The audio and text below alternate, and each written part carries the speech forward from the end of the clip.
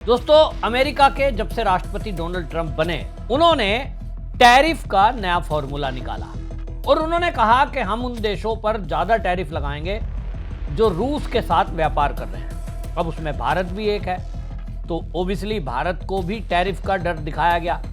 लेकिन भारत ने साफ कर दिया कि जब आप चीन को छूट दे सकते हैं, जो कि रूस से व्यापार कर रहा है, तेल ले रहा है, बाकी अन्य देशों को छूट दे सकते हैं, तो भारत को आपने क्या समझ रखा है? क्या भारत आपका गुलाम है कि आप जो कहेंगे वो मान लेंगे?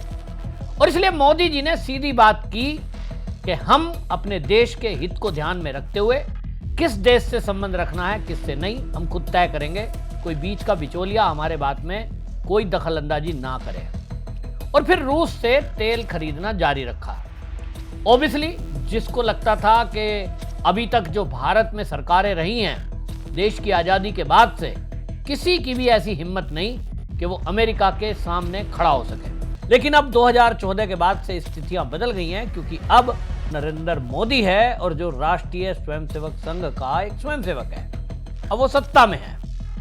भारत माता का सच्चा सबूत। अब वो ना किसी से डरता है, ना झुकता है और आंख में आंख डालकर बात करता है।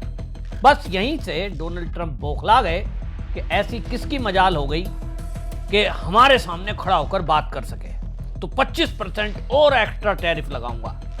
ठीक है, आप लगाते रहिए। तो भारत ने तय कर दिया।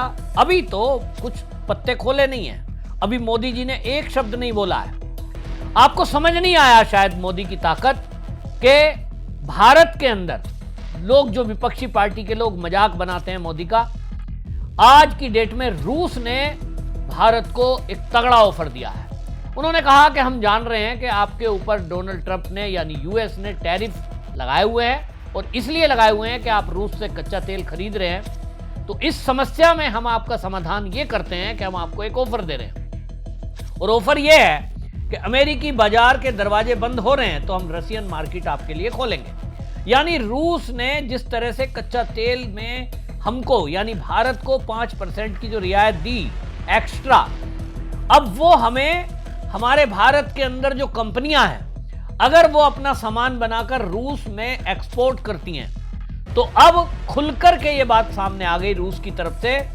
रूस के जो दूतावास के 4D अफेयर्स हैं, रोमन